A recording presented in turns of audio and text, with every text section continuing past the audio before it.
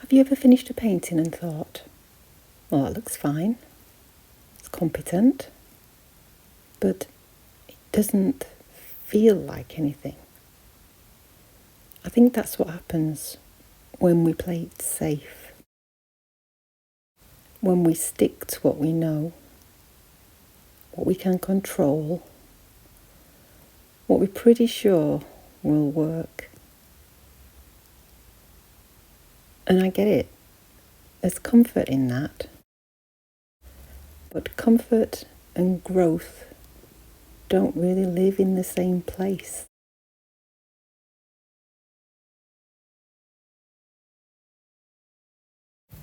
So today, while I'm continuing to work on this painting, I want to share 7 ways to push yourself out of your comfort zone as an artist. I'm going to be doing some of them right here, right now, and especially something at the end that changes the painting. So stay with me and see what happens.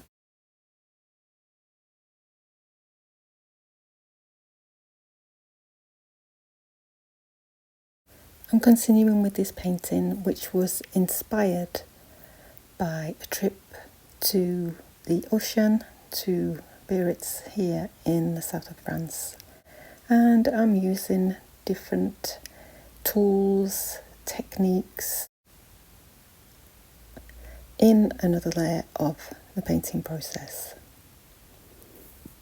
If you want to catch the previous video, then I will link it below.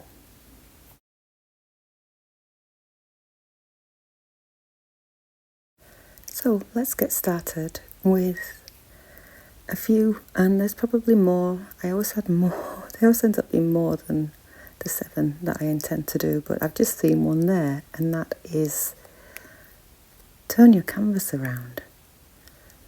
Get a different perspective on the whole painting.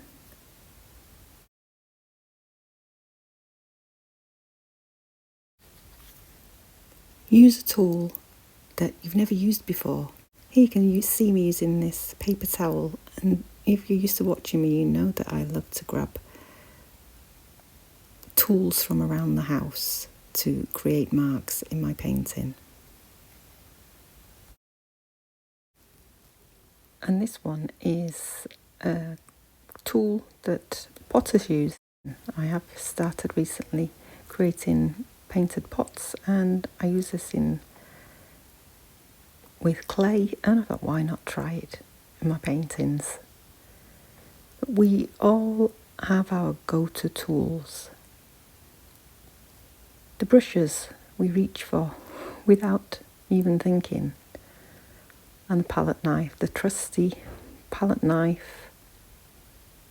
Of course, there's nothing wrong with that, but familiarity can become a trap. When you pick up something unfamiliar, a piece of card, a fork, a leaf, I've been using plants in my paintings lately, well, your hand doesn't know what to do yet. And that uncertainty is exactly where interesting things happen. Also, use a new material. Here you can see I'm using some gold leaf. Try something new today on your painting. Some pastel, some collage, some crayons, anything that you haven't tried yet. I especially work in mixed media, but even if you don't, just give it a try. Grab a piece of pastel, a piece of charcoal, and give it a go. Going back to tools, what about your fingers? When was the last time you dabbed your fingers into a paint like a little kid and just dappled the paint onto your painting? So much fun.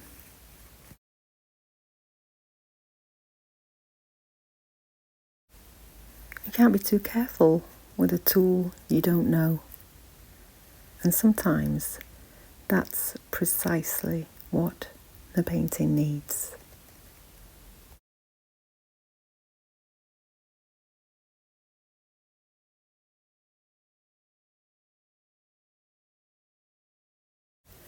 And what about those of you who always work on the same size canvas, the size that feels comfortable, whether it's big or small? So if you always work small, then go big. If you always work big, then try tiny. The size of your surface changes everything. Your gestures, your relationship to the work, how much you can control. If you know me, you know I like to work out of control. Working big forces you to use your whole arm, forces you to be bolder and less precious. So if you're wanting to loosen up, then I would advise going big. But working small forces a kind of intimacy and restraint. But either way, you're pushing yourself out of your usual rhythm. And well, that's the point.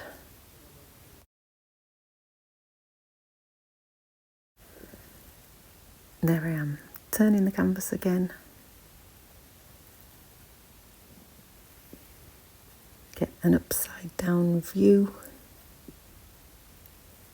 Just changes the way you look at it, but it stops you from thinking about a finished image, in my experience.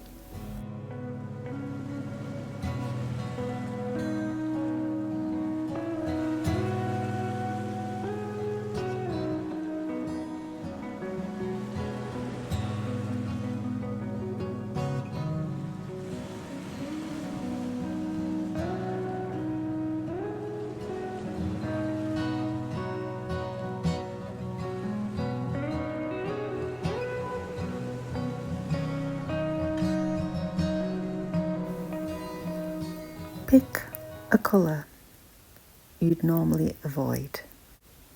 Now, we all have these colours that we never reach for.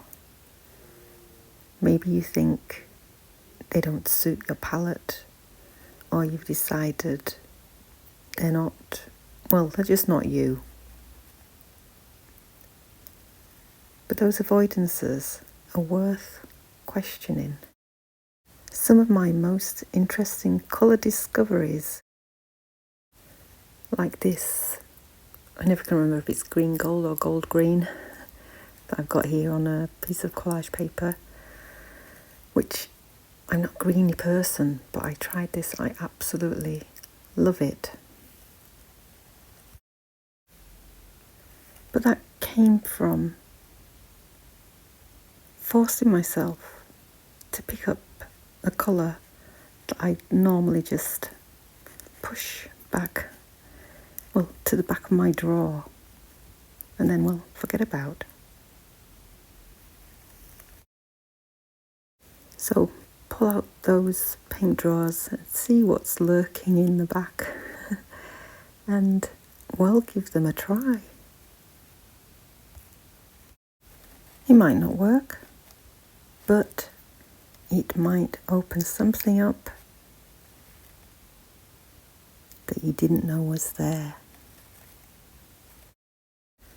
And have you ever thought about letting someone else choose your colour palette, or even your subject?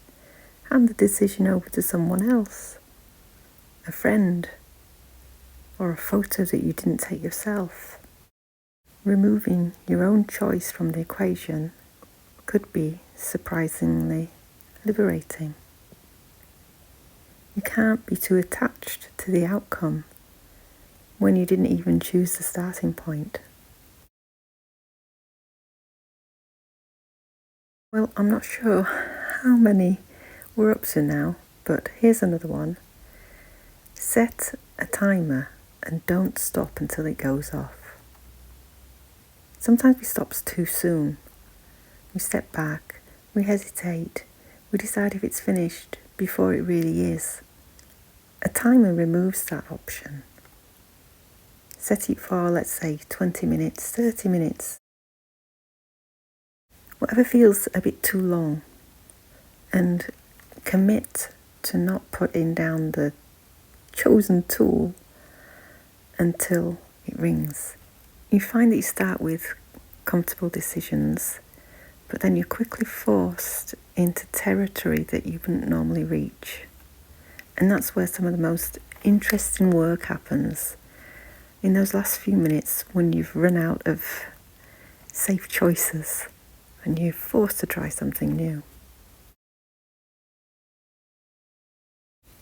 So I was quite liking it here, but then I forced myself to do something new, and that's to cover up something you love and keep going.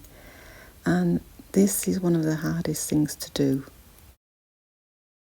So you've got an area that you love, a mark that feels right, and then you paint over it. Feels almost violent at first, but here's what I've learned. It's that if it was good once, then the quality doesn't disappear. It goes into the layer underneath, and it affects everything that comes on top. And more often than not, what replaces it is even better. So letting go of what you love is how you make room for something unexpected. And I went back up onto the easel here, and I've just got the camera in one hand trying to film this, so sorry it's a bit wibbly wobbly, because it was just a moment of excitement, and I started and I thought, oh, I should be filming this, so I grabbed my phone really quick.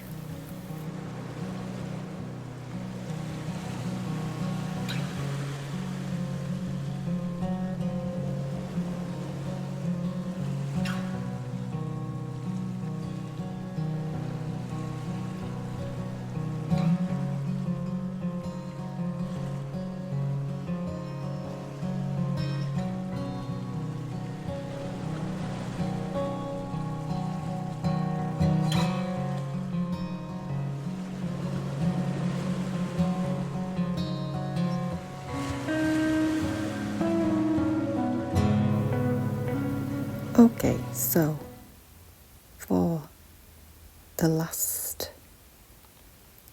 let's call it tip,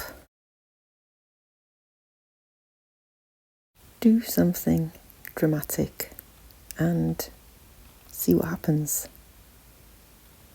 This is a big one, and it's exactly what I'm doing right now in this painting. I wanted something different, a different kind of mark, a different medium, so I grabbed some ink.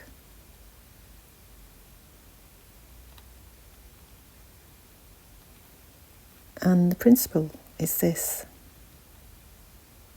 pick up something different, something scary, something you're not sure about doing to the painting, and well, just do it. Not carefully, but decisively. Because the moment something is irreversible, then you stop worrying about it and stop trying to protect it and start focusing on what you can do next.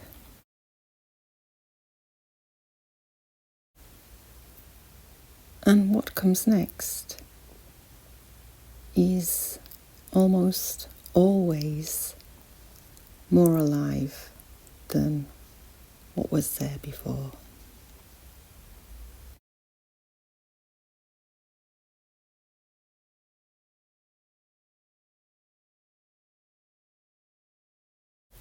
And you'll find that this leads you on to the next decision and the next and the next.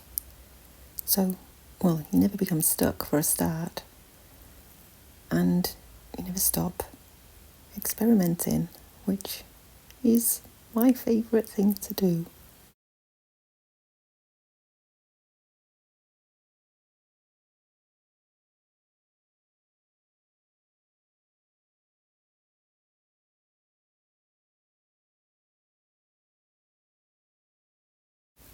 So I hope you've enjoyed these 7 or more ways to push yourself out of your comfort zone as an artist.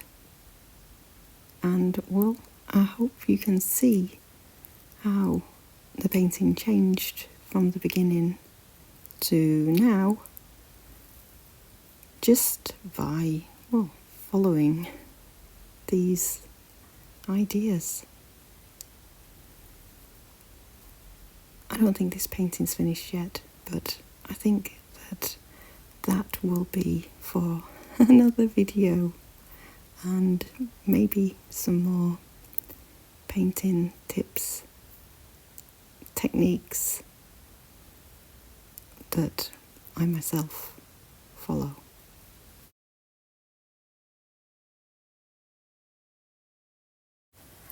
And do let me know in the comments any ways that you help yourself to push through your comfort zone. I'm always open to more ideas.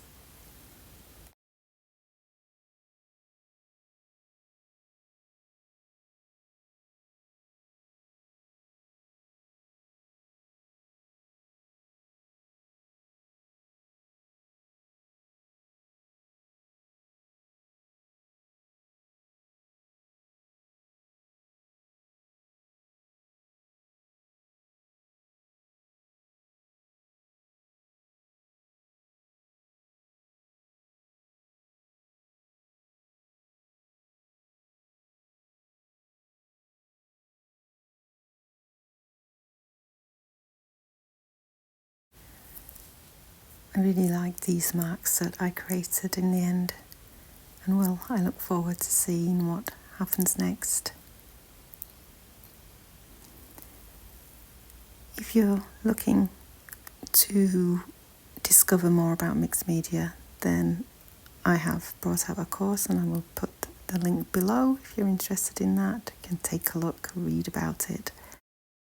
For now, I'd be happy if you would subscribe for future videos, and I will see you in the studio next time. Bye bye. Au revoir.